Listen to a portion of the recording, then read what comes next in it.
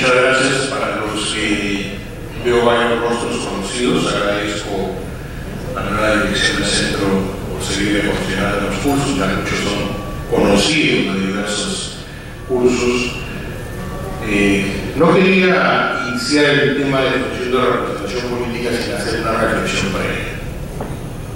Como ustedes saben, los parlamentos en el mundo, desde el siglo XX a la fecha, estamos hablando ya del siglo XXI, para los que aún no tienen conciencia que estamos ya en un nuevo siglo, están dejando ya la función legislativa en un tercer plano, porque consideran en un primer plano al control político y en un segundo plano a la representación.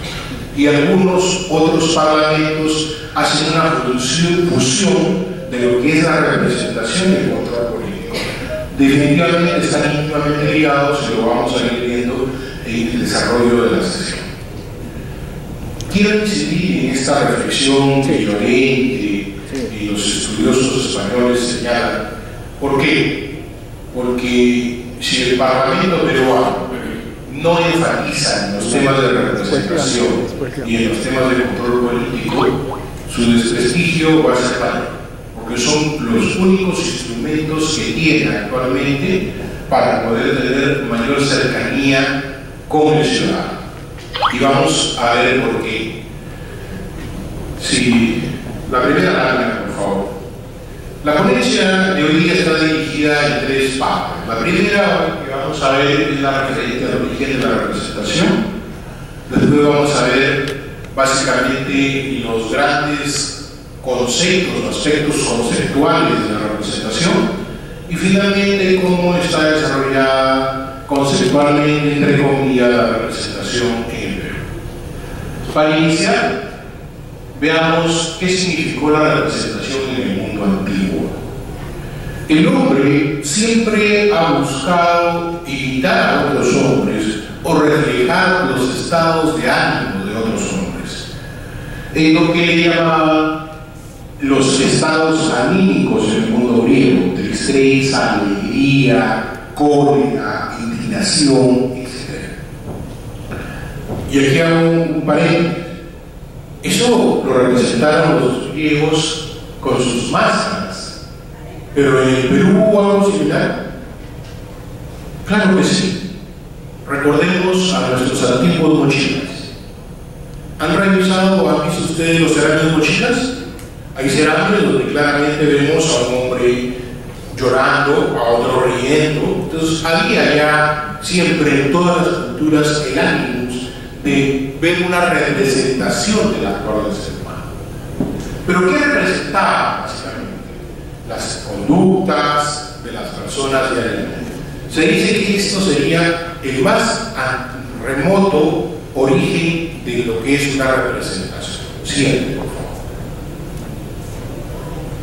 Pero ya sistematizado, organizado la idea de representación, va a surgir con el tema de participación directa. Los ciudadanos de las polis griegas, ciudades-estado, hagamos un poquito de historia, recordemos para ubicarnos en el contexto histórico. En la península del Peloponeso, bañados por el mar Egeo, estaban básicamente las famosas ciudades-estado griegas: Esparta, Atenas, como las más significativas. Esparta, el pueblo guerrero. Ahí sí recuerdan rápidamente a 300 y las chicas ahí sí se cansan de acuerdo, ¿no? El pueblo guerrero, pero Atenas era el pueblo de sabios, el pueblo de pensadores. Y es en Atenas donde comienza, sobre todo bajo las ideas de Solón y bajo el gobierno de Pericles, que la historia le va a llamar el siglo de Pericles, por todo el conocimiento político, filosófico que se acumula en Grecia de aquella época, a deliberar sobre que los hombres debían opinar sobre los asuntos del interés público. ¿Y cómo era la representación? Era una representación directa. Se reunían en una sala así como estas, todos los ciudadanos a participar. Actualmente hay una corriente basada en una concepción ideológica que dice que la participación directa debe primar, debe seguir vigente. ¿Esa representación directa sería factible actualmente? Analicemos. ¿Por qué se podía realizar la participación de todos en aquella época? ¿Por qué sí podían participar todos? En primer lugar, por el reducido número de habitantes. Los historiadores señalan que en su mejor época, todo ya el conjunto de ciudades-estado de Grecia llegaba a 21.000 ciudadanos. Primer punto, ciudadanos. ¿Y quiénes eran ciudadanos? Ahí viene el detalle. Para los griegos, ser ciudadano era no ser esclavo. Es decir, tenía que ser un pater familias, como decía en el derecho romano, un cabeza de familia. Tenías que tener cierta edad, la edad de la razón que decían los griegos, que comienzan a aparecer con los griegos. Si tenías, y ellos la consideraban la edad de la razón, edad para ir a la guerra y edad para tener mujer. Iban a la guerra y cumplían normas. Y lo otro es fundamental, todos tenían la misma educación. Es decir, había un nivel cultural uniforme. Otro detalle que no lo he puesto ahí porque a veces solo participaban los hombres, no las mujeres. Las mujeres no participaban del ágora de las decisiones griegas. Recuerdan, para que les ubiquen, a veces el contexto es más fácil que lo asimilen. ¿Recuerdan ustedes la película 300?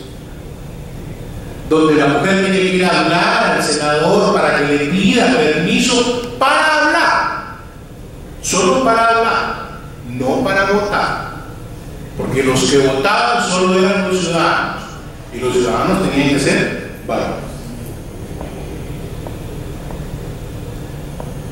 Actualmente existían en aquella época ambientes suficientes para tener esa capacidad de reunir. Imagínense, en su mejor época eran 21.000. ¿Cuántos pueden entrar en el Estadio Nacional? 40.000. Es decir, dos estadios nacionales reunidos. El Estadio Nacional quedaba demasiado grande para los griegos. Entonces, ese es un principio que tenemos que tenerlo claro, porque siempre se nos vende la idea de que hay que hacer la participación directa, que todos los ciudadanos participen. Mentira, no participan todos los ciudadanos. Participan un grupo de ciudadanos nada más. Más aún, como vamos a ver más adelante, con la Revolución Francesa y todas las ideas ya de libertad, igualdad y fraternidad, todos los hombres somos iguales ante la ley y todos los hombres y mujeres con edad de la razón pueden participar. Entonces imagínense. ¿Cómo surge la idea de la representación? Con el paso del tiempo de la población, surgió la idea de representación o personificación. Surge en el momento mismo de que alguien o algunos necesitaban realizar o estar presentes, pero ante la imposibilidad de estar, nombraban a otro para que estén por ellos. Es decir, yo no podía estar, pero necesito que mi voz sea escuchada y mi voto considerado. Poníamos a otros representantes. Esto comienza a surgir ya posterior a establecerse los órganos deliberativos con un número determinado de personas elegidas por sus provincias, lo que le van a denominar ya la representación popular. Cada provincia elegía un determinado número de representantes. Ya no podía ser todos.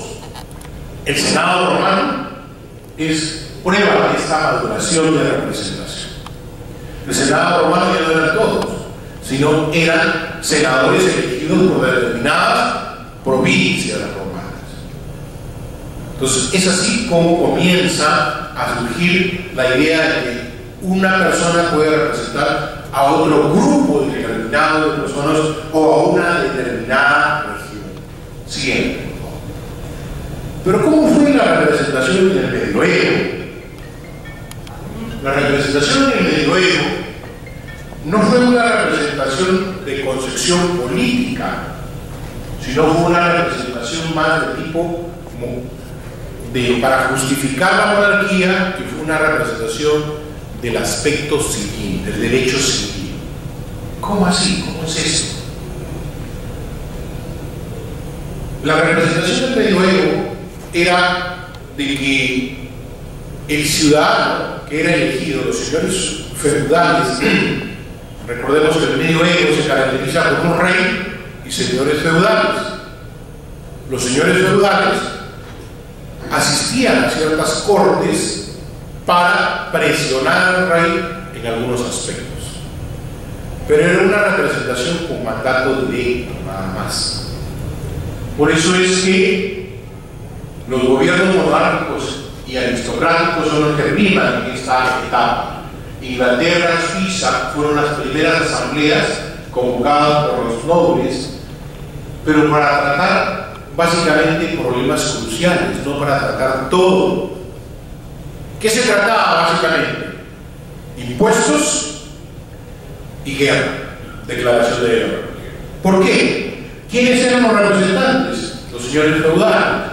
¿Y quiénes eran los que pagaban los tributos? Los feudos. Pero los señores feudales eran los que medían si sus feudos estaban en condiciones o no de aportar para los tributos. Y a su vez eran los que establecían cuántos soldados podían poner por cada feudo para la guerra. Y de acuerdo a eso, establecían si el ejército estaba en condiciones de ir o no a la guerra. Entonces había una limitación de esa representación a temas específicos. También se les convocaba muy esporádicamente cuando el rey no dejaba herederos para ver a quién se iba a establecer en el trono. Siguiente. Les estaba diciendo ya que la técnica de representación del Medioevo era una técnica basada en el derecho privado. ¿Qué significa el derecho privado? Hay civilistas, acá lo imagino. El derecho privado o el derecho civil lo hemos heredado del jus civis, el derecho romano, que luego fue codificado nuevamente por el derecho napoleónico, el gran código civil de Napoleón, que lo heredamos posteriormente en el Perú. ¿Cómo es la representación en el derecho civil? ¿Alguien recuerda?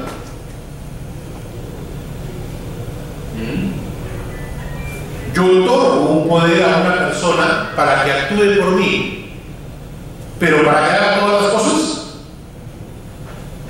con un mandato específico, para que haga determinadas acciones. Mira, te voy a dar poder para que alquiles, te voy a dar poder para que cobres el alquiler, pero no te voy a dar poder para que vendas la casa, solo para esas dos cosas. Un mandato específico. Ese es el poder con limitaciones, un poder civil. Ese era el modelo que se ubicó en la Edad Media. Era claro que el sujeto solo representaba en nombre de las personas, municipios o corporaciones que lo designaban, y no como un mandatario del pueblo. ¿Qué significa mandatario del pueblo? Cuando yo soy mandatario del pueblo, actúo con mi libre albedrío, pensando en lo que es mejor para el pueblo, no por lo que el pueblo quiere necesariamente, sino por mis convicciones. Por eso me he elegido.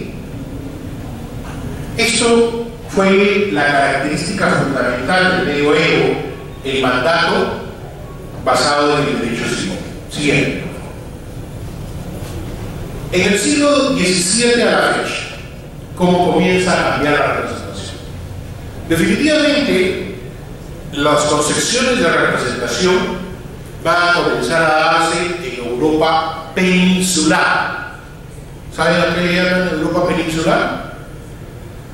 La Europa peninsular es básicamente el Reino Unido, es decir, Inglaterra, Irlanda, todo lo que es las islas de Gran Bretaña.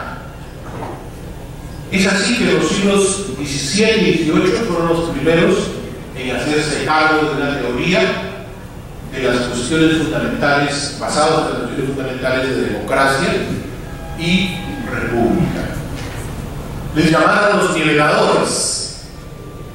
Elaboraban sus exigencias de la ampliación del sufragio a todo el pueblo y la necesidad de sensibilizar al gobierno ante las necesidades de un electorado más amplio. Fueron los primeros en prefigurar el desarrollo de la idea democrática de la representación política. Es decir, que basados ya en que la masa necesita representantes, comenzaron a establecer la posibilidad de elecciones. ¿De elecciones de qué? De representantes. Y estos representantes les van a denominar ya representantes políticos. Robert Dahl diría que la representación política es un invento que vino al rescate de la democracia, porque la representación está íntimamente ligada a la elección. ¿A la elección de qué? De representantes. Y dio los instrumentos para ampliarse, arraigarse y poder sobrevivir. Es así que actualmente no se conciben instituciones democráticas si no hay elección de representantes. Sigan. Burke sería ya el gran Edmund Burke, sería quien le da el plano teórico. Se establecería en la tradición inglesa la consagración definitiva del mandato representativo. Las razones y motivaciones prácticas que determinaron en Inglaterra la sustitución del mandato imperativo por el mandato representativo se hicieron también notar en el proceso revolucionario francés. Dos frases que deben ustedes tener claras. La primera, hablamos de mandato imperativo y mandato representativo. ¿Cuál es el mandato imperativo? Ya les expliqué, el que venía de la Edad Media. El mandato imperativo era: yo te elijo, pero para que hagas solo A, B y C. Solo para eso. El mandato ya representativo es: yo te elijo para que me representes y busques lo mejor para mi comunidad. Yo no estoy diciendo que hagas solo A, B, C. Tú ve lo que haces, pero cumple con atender nuestras necesidades. Es más allá. Entonces, Burke va a enseñar esa concepción ideológica. Es el pionero del cambio de la noción de la representación y lo vamos a destacar en el famoso discurso a los electores de Bristol. Para ubicarlos, ¿quién es Edmund Burke?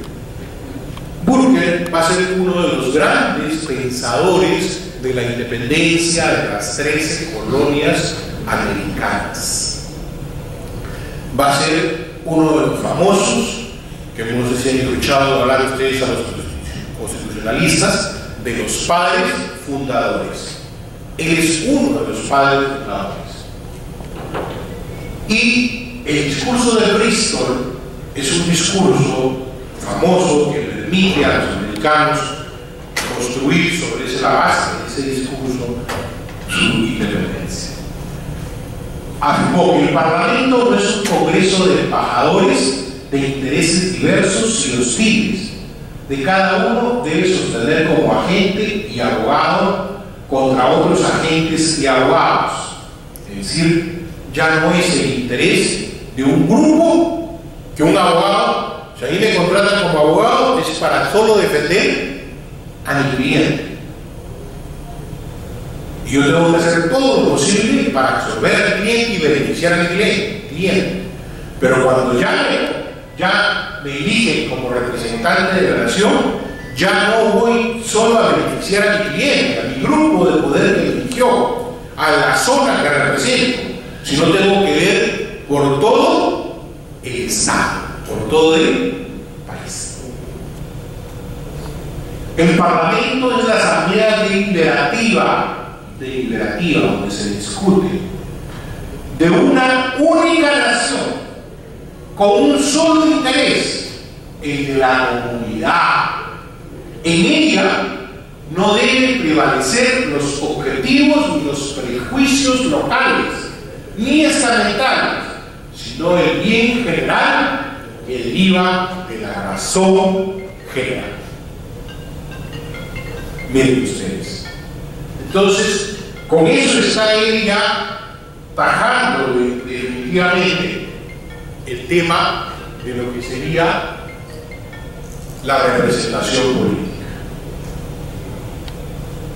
Ya no es el representar a un determinado grupo, a un estamento, a un determinado, como diríamos en la Edad Media, a un determinado grupo de oficios, sino de representar a la nación, los intereses de la nación, y donde se debe de liderar de esta manera. Siguiente, por favor. Posteriormente, Mill, Sieyes, Madison, Jefferson, todos ellos, los famosos padres fundadores de la independencia americana, habían llegado a una conclusión radical. Resulta obvio que la democracia no podía cobrar otra forma que la democracia representativa. Y esta es la gran virtud. Actualmente, algunos, todavía con una tendencia política determinada, hablan de democracia popular o democracia directa. Yo les pregunto, ¿podríamos reunirnos? ¿Cuántos millones han votado en Lima para estas elecciones? Creo que algo de 4 millones de ciudadanos. ¿Podríamos reunirnos 4 millones de ciudadanos en una representación directa? No habría ni siquiera el local suficiente para que sostenga 4 millones de ciudadanos reunidos. Por eso que esas teorías. Y es más, la pregunta es, ¿todos tenemos la misma capacidad de entender las cosas? Por eso, tal vez no. Pero por lo menos todos hemos tenido la misma oportunidad educativa. Definitivamente que no. Entonces, ¿cómo es que alguien va a venir a sustentarnos el presupuesto, por decir? Y otros por ahí dirán, oye, yo con las justas sé sumar y restar, ¿cómo me vas a explicar todo lo del presupuesto y todo eso? Por eso es que los padres fundadores dicen que la democracia no puede cobrar otra forma que la democracia representativa.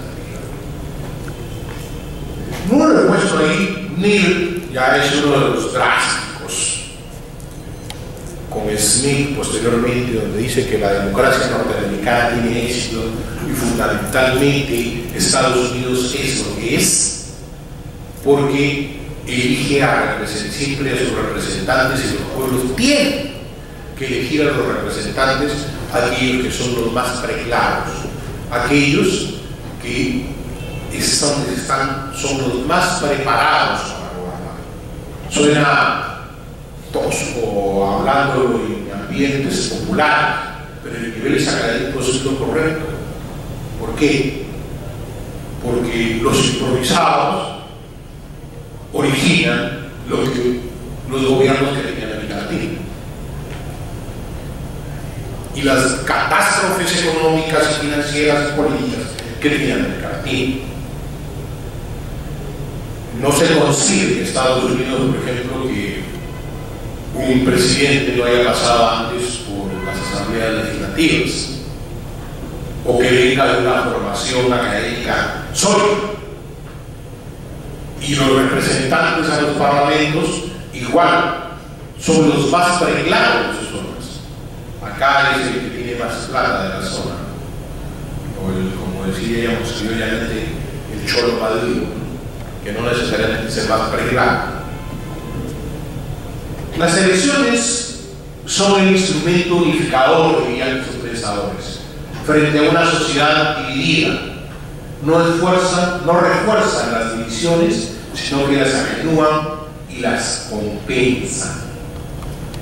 En realidad, el sistema electoral de cada país, como diría Dieter Noble, ya es todo otro tratamiento. Hablar de los sistemas electorales para tener la representación es una sesión de clases diferente, porque los sistemas electorales van a determinar también diversos tipos de configuración de los parlamentos, los documentos de elección, los lugares de elección, en fin, para que entiendan así chiquito nomás. ¿Ustedes creen que si los parlamentos eligieran en fecha diferente al presidente de la República, tendrían la misma composición que tiene actualmente el Parlamento peruano? No. ¿Qué pasaría si el Parlamento no se decide en primera vuelta, sino en segunda vuelta también? ¿Qué pasaría si el Parlamento peruano no fuera números clausus? Y es más, números clausus insertos en la Constitución. Me explico para hablar castellano. Números clausus significa que es un número establecido en la Constitución. Colombia, por ejemplo, es números apertos, número abierto. ¿Cómo es esto de número abierto? Su diseño constitucional dice que el número de representantes será la proporcionalidad que establezca el electorado, el crecimiento de la masa electoral, algo así es el concepto. Para que tengan una idea, el Perú en 1993 tenía algo de 20 millones de peruanos, 120 parlamentarios. El Perú, el 2011, que fue la modificación, tenía algo de 28 millones de peruanos. Subimos 10 congresistas a 130. Hay una proporción, esa es una de las grandes críticas que hacen todos los investigadores sobre el tema de la distribución proporcional del electorado. Estamos subrepresentados. No existe una representación suficiente a la base electoral. Pero bueno, como vuelvo a repetir, ese es un tema de planificar en otra oportunidad una sesión para ver los sistemas electorales. Y Dieter Noble dice la lectura clásica para ello. En América Latina, Madison, conocido como el federalista, diría que la representación tiene como efecto refinar y ampliar las acciones públicas, pasándolas por un medio de un órgano elegido de ciudadanos, cuya sabiduría los capacita a discernir mejor los verdaderos intereses de su país, haciendo menos probable sacrificar las decisiones a los humores temporales o consideraciones parciales. Miren, humores temporales, es decir, a la herramienta del pueblo también, porque la herramienta del pueblo es temporal, y consideraciones parciales. Pero bueno, es decir, ellos buscaban fundamentalmente que el sistema electoral represente realmente la nación. Por eso es que elaboraron su famoso sistema de elección del presidente norteamericano.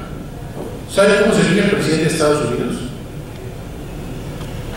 No se elige como nosotros, por si acaso. Se elige por intermedio del Senado, de acuerdo a los votos que van teniendo cada estado. Te dan votos para un comité electoral, por decirlo así, y ese comité electoral es el que finalmente vota, que son idénticos a los representantes de la cantidad de senados que tienen. Es decir, el que gana en la gran mayoría de estados, o los estados que tienen más representación, va a lograr tener una cantidad de votos.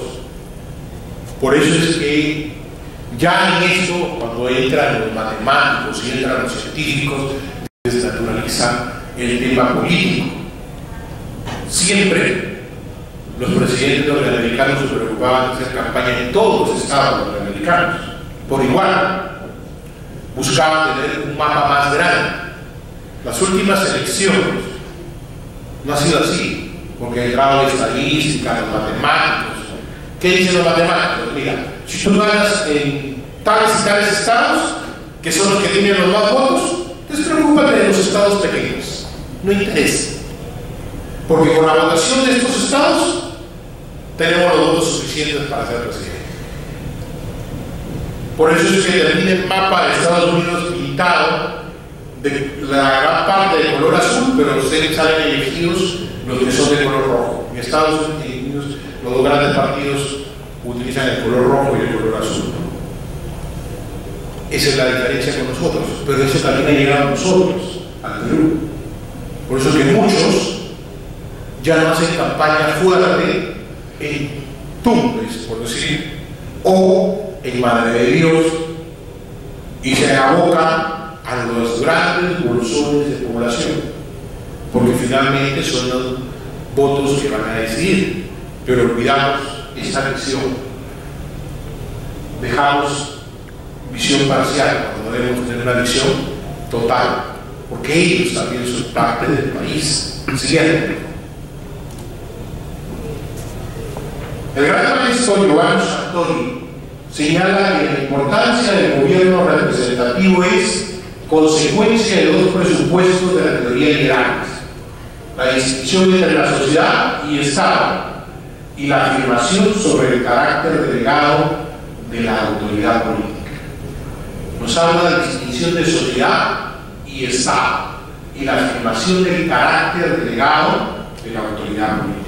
Es decir, el tema es que nosotros, por un pacto social, delegamos a otros para que nos representen y nos gobiernen. Eso es lo que plantea. Finalmente, en este debate histórico diremos que el gobierno representativo ya no fue una opción, una preferencia teórica, un deber ser, sino un arreglo obligado para todo sistema democrático. Desde entonces el sistema democrático no pudo prescindir de las instituciones de la representación política. Todas las democracias tuvieron que echar mano a esos arreglos para poder dar. Toda democracia que se ufane de tal tiene que tener una representación política, es decir, tiene que haber una elección de quienes lo representan. Siguiente. Vamos a consolidar más estos conceptos cuando hablemos de las aproximaciones conceptuales. En estas aproximaciones conceptuales vamos a hablar de tres grandes ponentes: Sartori, Hanan Picchi y Pedro Abao, un brasileño, un americano y un italiano radicante en Argentina durante mucho tiempo y que estudió toda la politología latinoamericana en general. ¿Qué dice Giovanni Sartori? Propone tres diferentes perspectivas para entender la representación: una representación jurídica, una representación sociológica y una representación política. Dice que son los tres grandes rubros o conceptos con los que podemos entender la representación. La representación política es la que señala o defiende Maquiavelo, Hobbes, Weber, Gramsci. El representante es a quien obedece la comunidad bajo su jurisdicción. Concepto asumido por los que consideran que la idea central de la política es el poder. ¿Qué quiere decir esto? Para Sartori dice: representación política es cuando yo soy el representante de ustedes, y como soy el representante, ustedes están en el deber de obedecerme. Cuando pierdo la autoridad sobre ustedes, ustedes la reemplazan por otro al cual ustedes están en la obligación de obedecer. Es la representación considerada en la idea central de poder. Poder de yo mando sobre ustedes, pero porque ustedes me delegan. ¿Me entienden? Siguiente, representación sociológica, la idea de identidad. El representante pasa a ser un igual o alguien que va a defender los intereses del votante por pertenecer a la misma clase social, al mismo territorio o practicar una ideología similar. Es decir, una identidad entre los que me eligen y a los que representan. Por ejemplo, los que vienen como representantes de zonas de comunidades nativas, hay una identidad identifica con ellos. O el representante de los empresarios o de los mineros, hay una identidad sociológica. Representación política se relaciona con la idea de control y de responsabilidad del representante. El elegido debe responder por sus actos de acuerdo a las exigencias de la ciudadanía que lo sostiene, de tal forma que ésta le retira la confianza de no satisfacer sus deseos. Es decir, en la representación política ya hay un feedback, como diría, un ir y venir. Yo lo represento a ustedes, pero ustedes me sostienen en la medida en que yo sigo cumpliendo o atendiendo las necesidades de los que represento. Y a la vez estoy obligado a dar cuenta. Pero cuando ustedes me van a juzgar, ¿cuándo juzgan los representantes? Perdón, los representados o sus representantes. Lo juzgan en las elecciones. Las elecciones es el juicio popular a los representantes. Si ese representante sigue realmente cumpliendo los intereses de su masa o de un sector de toda su masa, va a continuar siendo elegido. Si no, te cambio, te reemplazo. Por eso es que en los parlamentos en el mundo nadie habla de no reelección. Al contrario,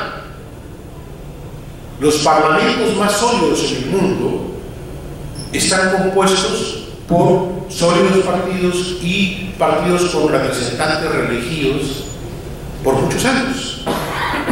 Porque finalmente quien los va a juzgar si deben continuar ahí o no es su pueblo, sus representados.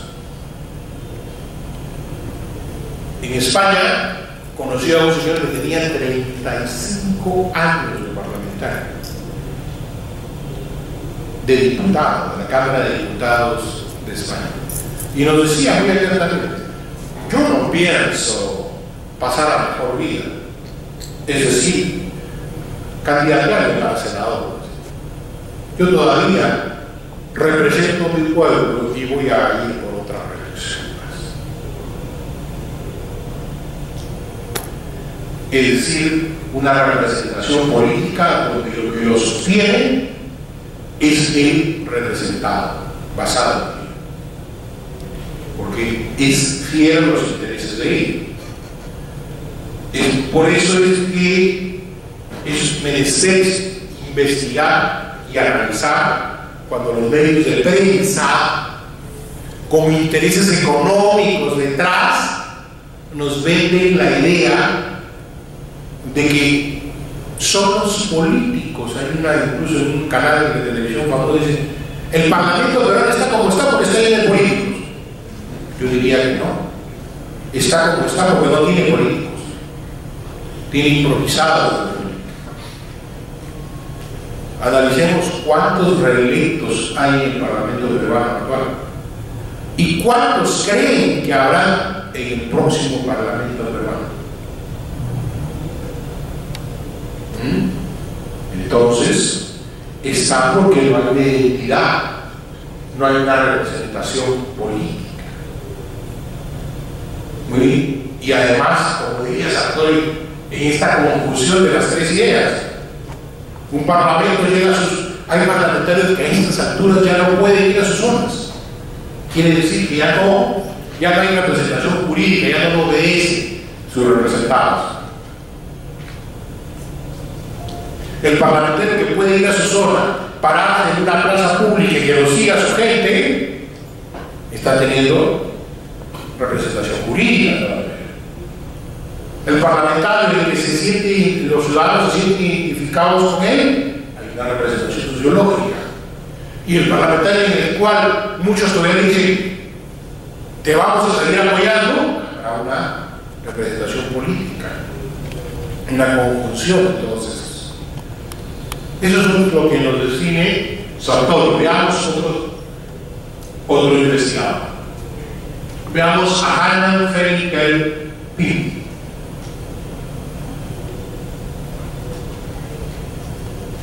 Y va a establecer 5 dimensiones de la representación.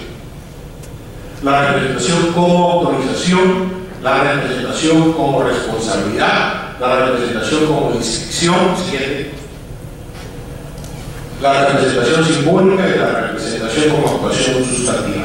Retrocedemos, por favor. La representación como autorización. Esta idea implica, dice, la existencia de un pacto entre individuos en virtud del cual todos se someten a un soberano. Considera que las elecciones conforman el mecanismo para dotar de autoridad. Los representantes son libres y los electores se encuentran vinculados a las decisiones instrumentadas por los elegidos. Como que se parece al concepto de la primera representación que nos hablaba Sartori, ¿no?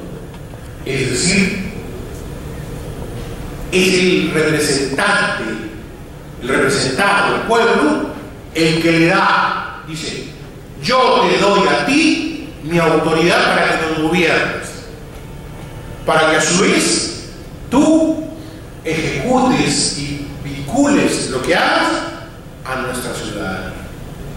Es lo que se le denomina como un pacto social, el reconocer que es mi autoridad y por consiguiente tengo que acatar lo que dice mi autoridad. Como responsabilidad, este es un tema muy peculiar, muy americano, el accountability, visto como una rendición de cuentas, dice. Concibe las elecciones como el proceso a través del cual los electos adquieren responsabilidad y los representantes estarán vinculados, por lo que deberán rendir cuentas de sus decisiones mediante las elecciones.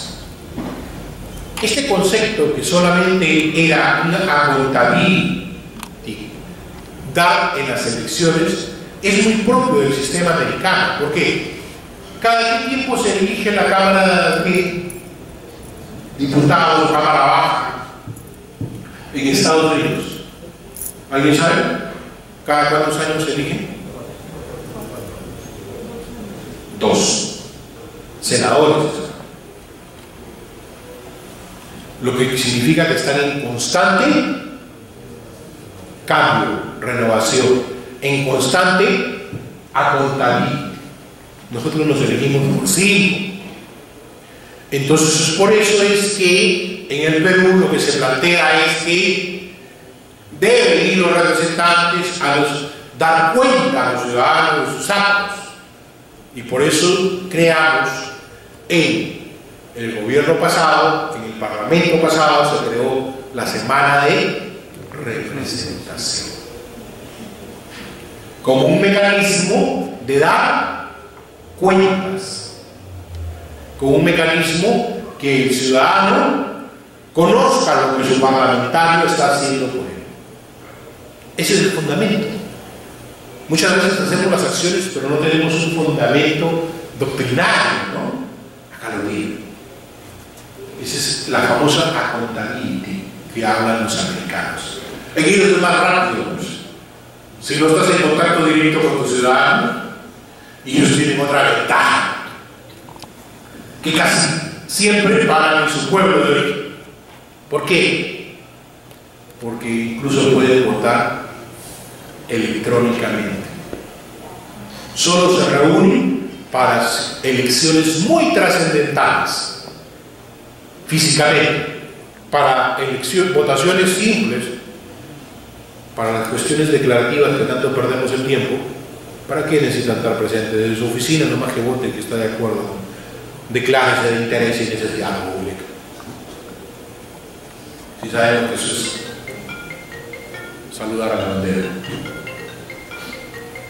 Representación como descripción. Depende de las características del representante, de lo que es y de lo que parece ser, en el ser algo antes que el hacer algo. El representante no actúa como otros, lo sustituye en virtud de una correspondencia o conexión entre ellos, de una semejanza o reflejo. Casi también lo de la representación simbólica que nos hablaba Sartori, ¿no? Es decir, muchas veces no es, sino parece ser. Parece ser un hombre de convicciones muy sólidas. A veces no lo es, parece ser eso. Hay una gran diferencia entre ser y parecer ser, ¿no? Es como, sin críticas, ¿no? Mi hijita de 3 años ve conmigo las revistas el día sábado, nos sentamos los dos ahí con el comercio y comienza a ver las revistas. Todos los niños aprenden por imitación, ¿no? Y ya pues están en la edad de chica guapa, chico guapo, dicen los chicos, ¿no?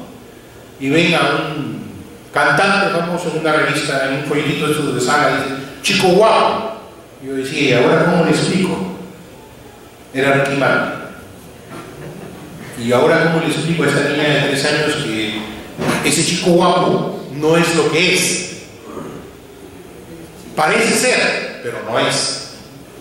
Parece ser un hombre guapo, pero no es un hombre.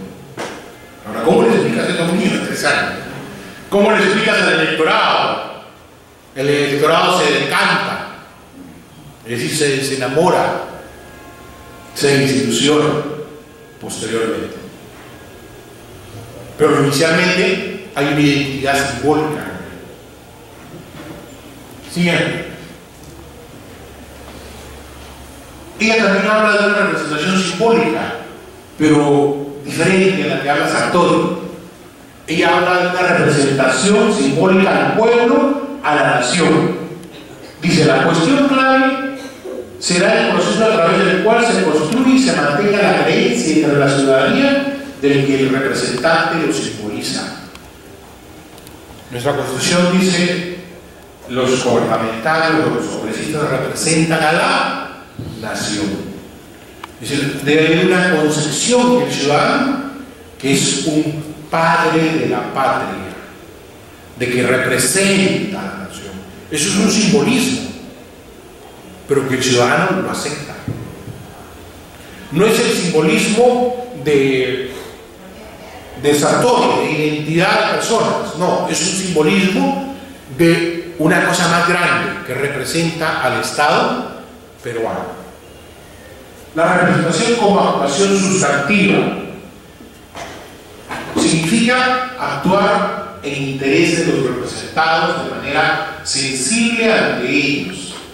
El representante debe actuar inmediatamente. Su acción debe implicar discreción, discernimiento, debe ser él quien actúe. El representado debe ser también, se le concibe como capaz de la acción y el juicio de independientes y no comportarse meramente como necesitado de cuidado. Aquí Hannah golpea a los dos lados, ¿no?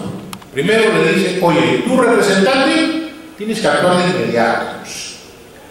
Si te acaban de cerrar un hospital en tu localidad y tu pueblo está reclamando por su hospital, no vas a estar pues ahí esperando, pucha, ¿qué hago? Ah, no es mi problema, yo ya no vivo allá, ya no me han ido allá. No, es tu colectividad, actuar de inmediato. Llamo al ministro de Salud, llamo a la de Salud, al ministro de Trabajo, en fin. Y voy a la colectividad, a explicarle lo que ha averiguado, por qué se ha cerrado su hospital y qué es lo que estamos planteando como alternativa de solución. Pero hay un tema, que el representado no puede verse pues como el ay taitita, protégeme taitita, que es muy propio del peruano, ¿no? Y todavía dice, papá, ay papá. Cuando me dicen a mí, yo digo, mi papá es un moreno grandote, por si acaso. Entonces, no debe presentarse como un necesitado de cuidado. Esa es nuestra herencia incásica, nuestra herencia del Inca. El Inca veía a todos los súbditos como sus hijos y los súbditos lo veían al Inca como el papá que iba a solucionar todas las cosas.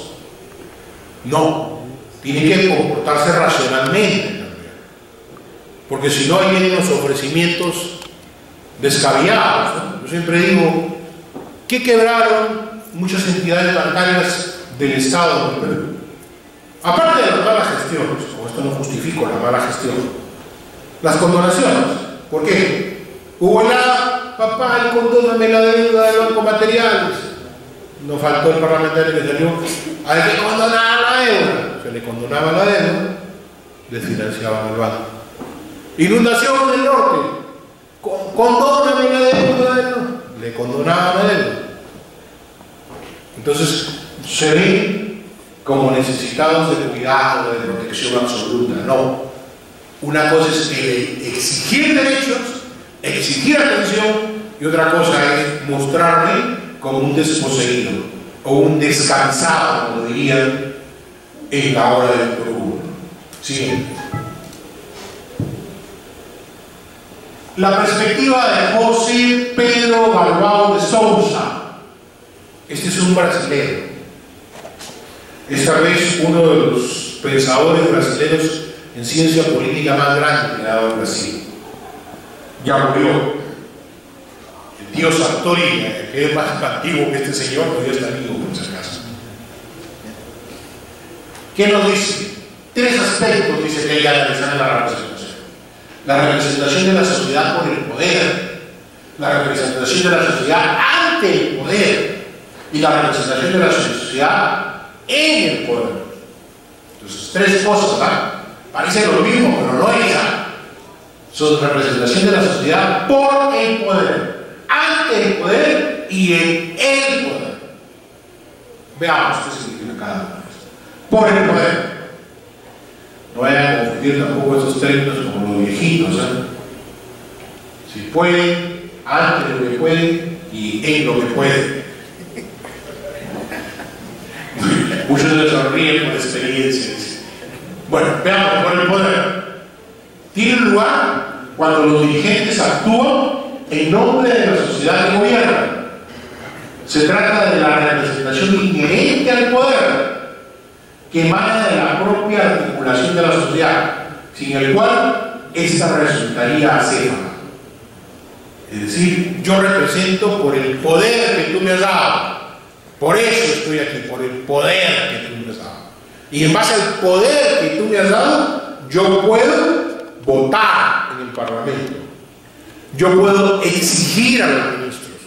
Yo puedo controlar a los ministros. Es el poder, por el poder que me has dado. Ante el poder, la representación forma el ligamen, es el ligamento, la unión entre la sociedad y el poder. El poder representa a la sociedad y esta se representa ante aquel, elevándole las conveniencias y necesidades sociales. Es decir, el ciudadano eleva qué es lo que quiere al representante y el representante, hay una ligación entre ambos para recibir y dar. Representación de la sociedad en el poder. Conduce al gobierno representativo, característico de las sociedades organizadas. Es decir, toda sociedad está en el poder. Pero ¿cómo está en el poder? Volvemos al primer punto. por sus representantes. Porque finalmente todos los aspectos de la sociedad, todos los espectros de la sociedad, todos los estamentos, clases sociales, grupos étnicos, como lo quieran llamar a la sociedad, están representados en el Parlamento, y el Parlamento es lo que representa al poder. Muy bien, creo que con estas concepciones vamos madurando un poco ya lo que es la representación en sí. Y miren, con todo esto de doctrinarios que han hablado tanto y han desarrollado tanto, lo que hicimos en el Perú. Ponga usted lo que hicimos en el Perú. Eso es todo lo que hicimos en el Perú.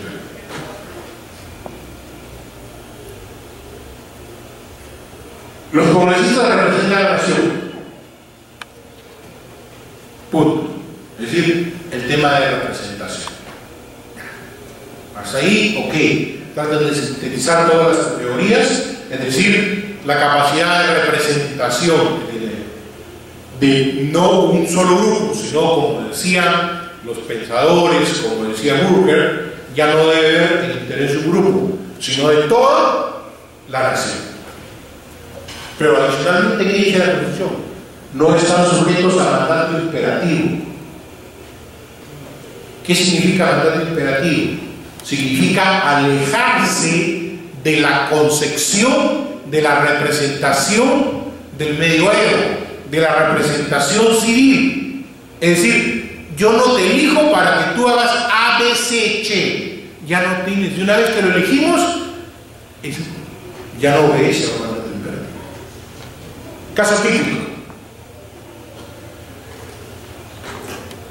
Se votó para congelar las pensiones de la 2530 y los afectados por la 2530 vinieron a las puertas del Parlamento y exigían: a usted lo elegimos para que cuide de nuestros intereses.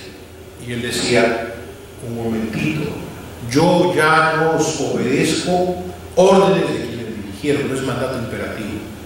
Yo cuido ahora los intereses no de un grupo, sino de la nación. No hay mandato imperativo. Quiere decir que son libres de sus decisiones. Este concepto de mandato imperativo tiene sus bemoles. ¿Por qué?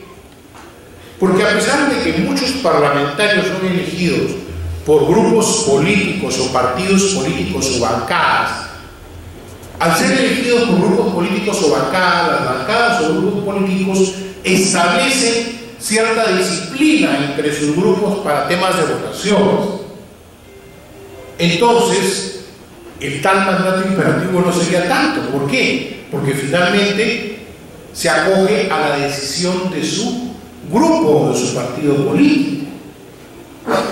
¿Y qué pasa cuando no vota igual en su bancada? ¿Podrá ser castigado? Por el Parlamento no, por su agrupación política tal vez. ¿Por qué? Porque el principio es que no obedece el mandato imperativo, no obedece el mandato de una índole, ni siquiera de su grupo político. Por eso es que algunos terminan saliéndose de sus grupos políticos, basados en que no están sujetos a mandato imperativo. Pero ahí viene el cuestionamiento. Oiga, señor, si a usted lo elegimos porque ofreció esta plataforma, ¿por qué cuando llega al poder cumple otra plataforma? Entonces, esa es una disquisición que aún no se ha desarrollado, no se ha llegado a determinar en los parlamentos del mundo.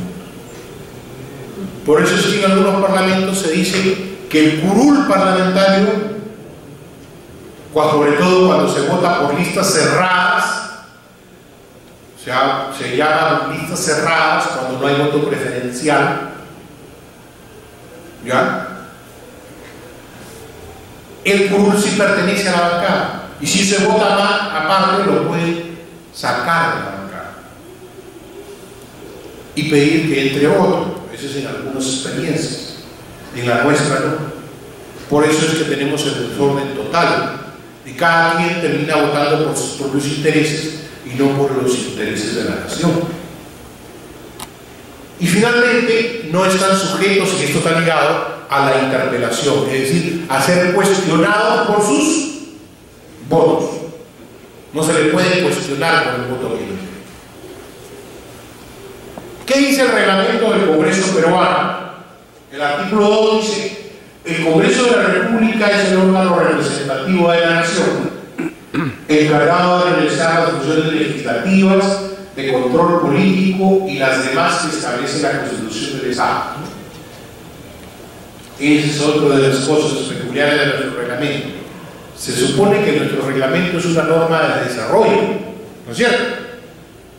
Y sin embargo, si es una norma de desarrollo, dice, y las demás que establece la Constitución del Estado. Y la pregunta es, ¿cuáles son esas demás que establece la Constitución? Se supone que el reglamento es una norma de desarrollo, donde debe estar detallado cuáles son esas atribuciones del gobierno parlamentario. Pero no me voy a volver a remitir a la Constitución, por favor. Pero así está redactado nuestro reglamento. Desde el artículo 2, más bien ya hay problemas. El artículo 14 dice: los congresistas representan a la nación y no están sujetos a mandato imperativo.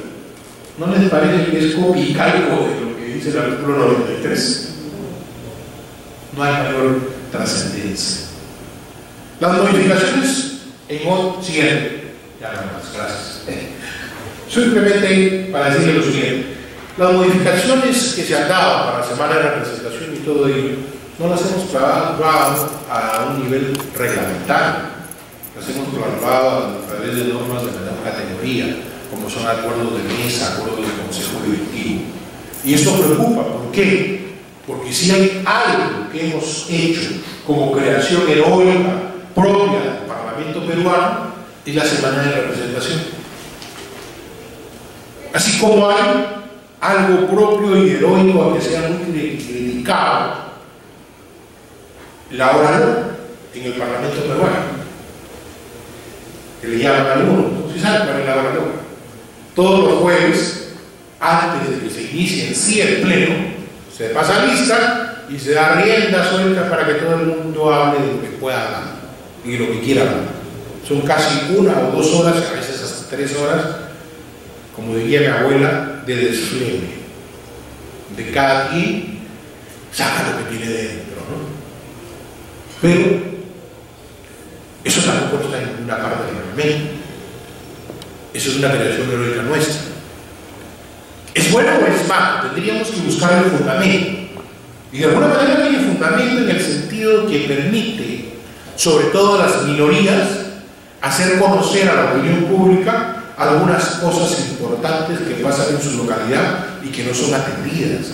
O llamar la atención a través de la presidencia del Congreso y a través de los medios de prensa de ciertos temas de coyuntura política que deben ser atendidos.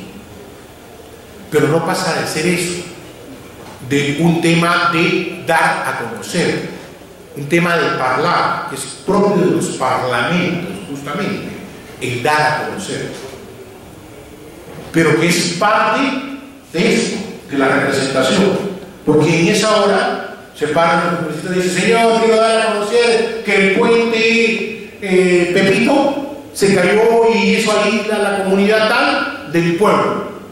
Y pido al ministro de Transportes, al cual le he llamado, para que lo atienda lo más urgente posible. Doy a conocer a la comunidad parlamentaria de que esto está ocurriendo. Entonces, hay un tema de la representación. Pero son cosas que se van creando y que podemos perfectamente encajar en todo este espacio doctrinal que hemos señalado. Muy bien, no quiero aburrirlos, este es un tema muy conceptual, muy largo, y sé que tienen varias cosas todavía por atender, eso lo programado para el día de hoy. Tenemos una sesión el lunes y luego el miércoles, así que espero ver los mismos rostros o nuevos, pero el mismo número. ¿Alguna pregunta? Sí. ¿No? Si no hubiera ninguna pregunta, hablen ahora o callen para siempre. entonces puedes ir en paz.